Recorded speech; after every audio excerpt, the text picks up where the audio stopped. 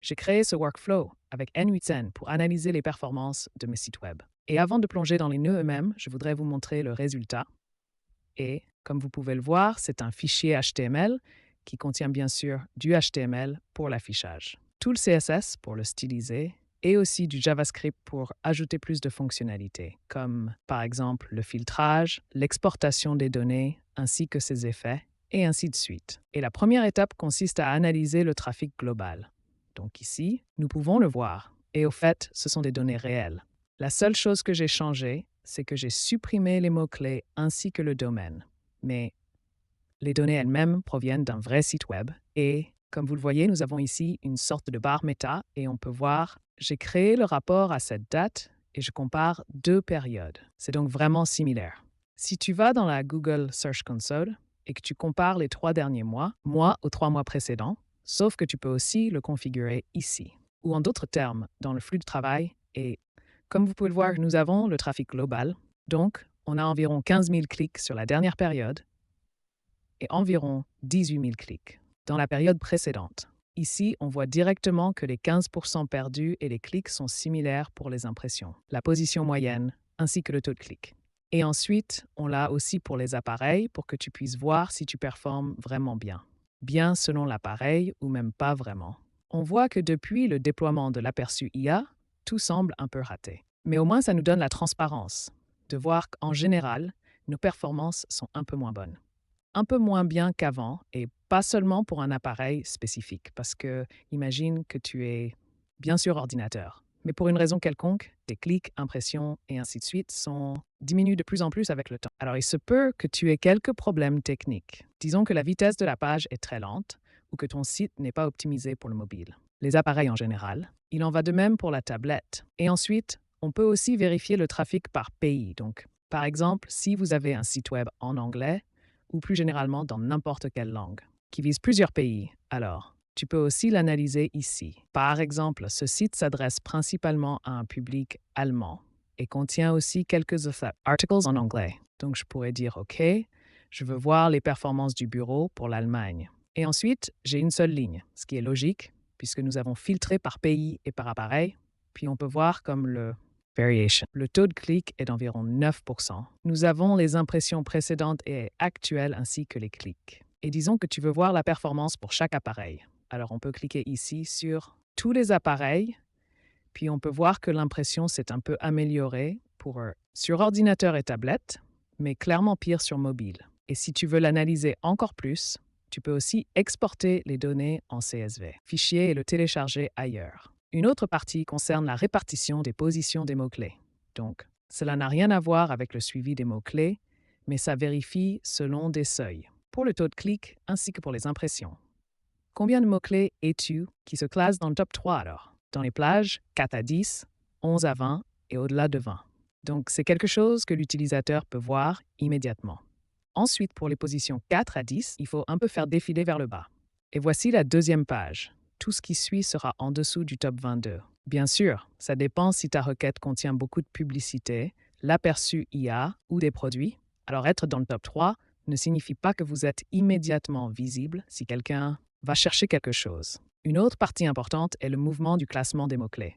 Donc ici, on peut voir par exemple, disons, tous les mouvements que nous avons en général sont entrés dans le top 3, sont sortis du top 3, sont restés dans le top 3 et aussi dans le top 10. Cela signifie que nous pouvons voir la première et la dernière date. Donc, je me classais pour ce mot-clé en Allemagne avec 7 articles à cette date, à la moyenne de 7,3 et la dernière date disponible affichait la position 3. Ici, j'ai réussi à atteindre le top 3 avec une page. Mais bien sûr, tu peux aussi vérifier si tu as perdu. Je me positionnais aussi pour ce mot-clé en Allemagne ou un article donné en première place. Résultat. Puis j'ai perdu environ 6 positions, ce qui veut aussi dire que je suis passé de la 3e place. Et la dernière partie concerne la performance par page, qui est selon moi juste après le mouvement clé, une des parties clés, car ce tableau te montre exactement quelle page fonctionne bien et lesquelles ne performent pas non plus, ce qui peut être utile pour l'optimisation. Cela signifie que je pourrais vérifier soit les meilleurs performeurs. Disons que tu as un article et que tu vois, OK, j'ai plus de clics qu'avant. Donc, par exemple ici, j'ai eu 240 clics sur la dernière période, Et avant ça, seulement 175, ce qui représente une augmentation d'environ 37%. Et imagine que cet article cible des mots-clés transactionnels.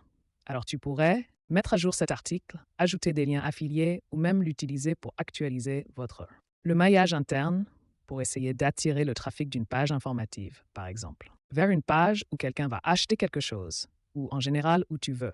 Diriger le trafic vers, ou vous pouvez aussi vérifier les moins performants, ce qui peut être intéressant, car si on regarde les performances du trafic, on voit que c'est plutôt négatif. Donc 15% de clics en moins qu'avant et environ 9% d'impressions en moins aussi. Cela signifie que certaines pages reçoivent moins de clics et que globalement, la visibilité est moindre qu'avant.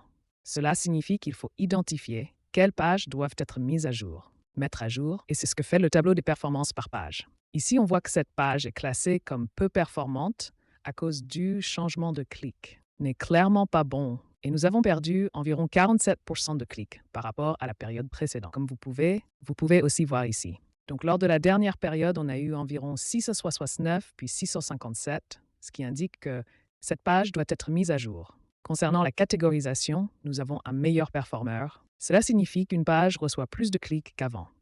Améliorer le taux de clic, c'est évident. Donc, le taux de clic est meilleur qu'avant. Améliorer la visibilité, vérifie les impressions. Donc, si on a plus d'impressions qu'avant, c'est stable si les performances restent à peu près les mêmes. Comme avant, donc il n'y a pas de tendance ni bonne ni mauvaise. Et c'est pareil pour la baisse. Nous avons perdu beaucoup d'impressions. Le taux de clic a baissé et les moins performantes, comme vous le voyez, sont les pages qui ont reçu moins de clics qu'avant. À part cela, à côté des tablettes, qui sont toutes créées dynamiquement, il est aussi possible de configurer ici la photo de profil ainsi que le logo et aussi le favicon. Et bien sûr, tu peux aussi définir le nom ici ainsi qu'un titre et les informations de l'entreprise, comme le nom, l'adresse, le site web, l'email et le numéro de téléphone. Passons maintenant au flux de travail lui-même, en commençant par la gauche. Il y a deux façons de le déclencher, soit par un planning, soit manuellement. La première étape est donc de récupérer les données du site web. Il y a donc une feuille Google en arrière-plan qui ressemble à ça. Voici la configuration du rapport et, par exemple, nous avons besoin du domaine. Ensuite, nous avons besoin des deux tables BigQuery ainsi que de l'email. Si vous voulez envoyer le rapport par mail, prénom et nom sont utilisés pour personnaliser le message. Personnaliser le message email. Si tu veux envoyer le rapport, tu peux le saisir ici. Oui, si tu ne veux pas envoyer le rapport, tu peux laisser ce champ vide. Si tu veux définir quelqu'un et copier, c'est possible ici. Et ici, nous avons le seuil minimum d'impression ainsi que celui du taux de clic. Et ces deux valeurs servent à calculer la répartition des positions des mots-clés sur les ordinateurs de bureau, mobile et tablette. Et aussi déterminer pour quels mots-clés le site était dans le top 3, de 4 à 10, et ainsi de suite. Ensuite, l'étape suivante consiste à définir certaines données clients afin que, par exemple, il nous faut le domaine, les deux tables BigQuery comme je l'ai mentionné, et tout. Les autres propriétés qui se trouvent dans la feuille Google. Puis on lance une boucle. Donc ce flux de travail fonctionne aussi pour plusieurs sites web. Donc, disons que tu as un autre site, tu peux simplement copier cette ligne et bien sûr, changer le domaine et les autres données ici. Et ce workflow sera alors exécuté pour chaque entrée listée ici. Une autre chose que j'ai ajoutée ici, c'est la fonction getLastRun et aussi getLastRun on days. Nœud de code, parce que chaque fois que ce workflow s'exécute, il enregistre les données dans la session. Historique. Ici, on voit que je l'ai exécuté aujourd'hui avec la date affichée. Ensuite, cela réussit pour le domaine Marvomatic. Et je pouvais aussi ouvrir celui-ci. Cela inclut le fichier zip qui contient le rapport mail. Et au lieu de définir les jours que vous voulez analyser, disons que tu peux aussi le régler sur 14 jours fixes. Comparez alors toujours les 2 dernières semaines avec les 2 semaines précédentes. Mais j'ai décidé de le faire de manière dynamique. Donc disons que j'exécute ce workflow pour ce site dans 5 semaines. Alors cela prendra cette date, calcule les jours, puis crée aussi un rapport basé sur la dernière fois que le workflow a été exécuté. La raison pour laquelle j'ai ajouté ici la méthode pour vérifier la dernière fois que le workflow était exécuté, car je ne voulais pas avoir de lacunes dans mon analyse. Ce qui est important pour moi, car j'aime toujours aussi exécuter le processus manuellement, au cas où je verrais dans la Google Search Console que les performances ont baissé. Ensuite, je peux toujours avoir toutes les données sans aucune interruption. La prochaine étape consiste à récupérer les mots-clés et les pays, comme je l'ai déjà montré ici aussi sous forme de tableau des mouvements de classement des mots-clés. Et ce processus peut aussi vérifier le classement des mots-clés pour autant de mots-clés, autant que tu veux. Donc, par exemple ici, je vérifie le mot-clé marvomatique ainsi que le suivi des mots-clés.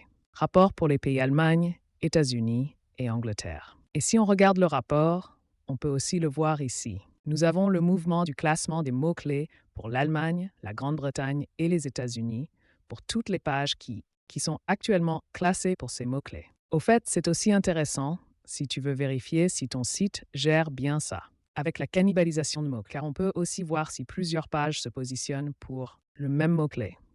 Ce qui peut être intéressant si tu as un peu de chance et que tu es bien positionné, avec plusieurs pages pour un même mot-clé dans les premiers résultats.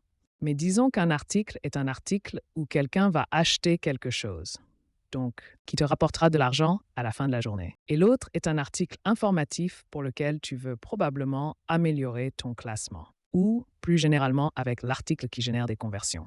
Et cela serait facile simplement en vérifiant le mot-clé « i ». Je veux dire, j'en ai juste 2 maintenant, mais disons que je veux toutes les pages qui se classent sur le mot-clé marvomatique. Et ensuite, je pourrais simplement cliquer sur « Exporter » et l'analyser encore plus en détail. Ensuite, nous fusionnerons les données, puis commencerons l'analyse de celles-ci, qui provient de l'exportation massive des données. Je peux aussi te montrer à quoi ressemblent les données ou le schéma de la table. Et ici, nous avons les données de recherche, les impressions du site, ainsi que la date, l'URL du site et la requête.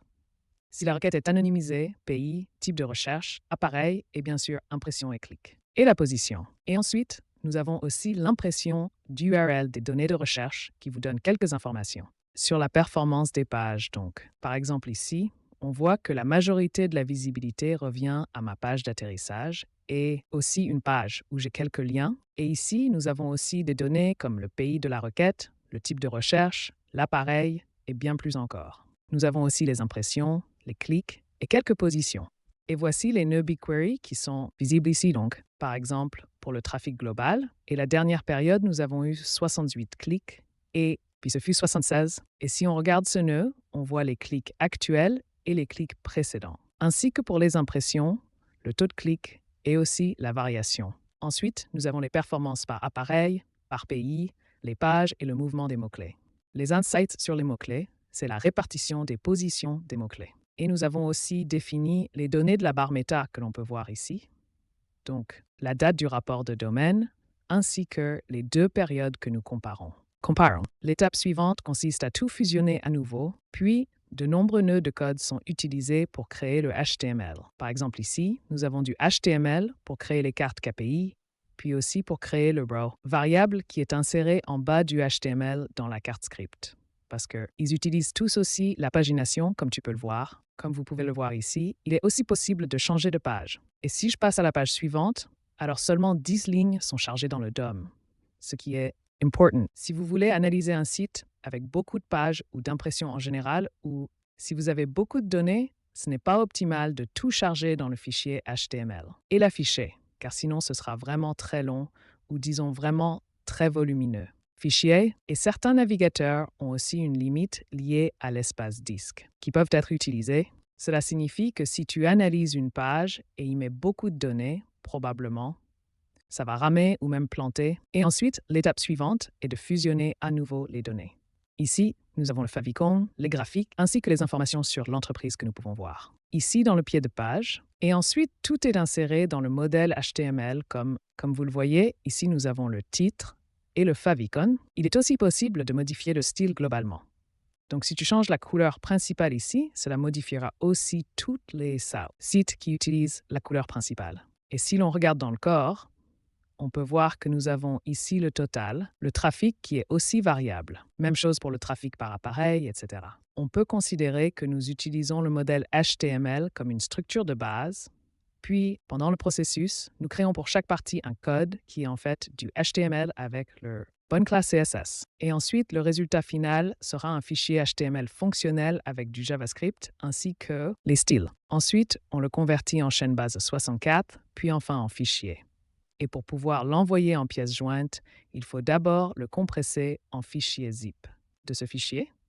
Car si tu envoies un fichier HTML avec du code JavaScript ou en général un fichier qui exécutera du code à l'ouverture, il se peut que Gmail ou un autre fournisseur d'email, le fournisseur de messagerie le considérera comme un spam ou même comme un risque de sécurité. Donc, si l'envoi est activé, nous enverrons le rapport. Alors, nous enregistrerons aussi le rapport sur Google Drive, puis mettrons à jour l'historique. Alors, ce serait encore cette partie.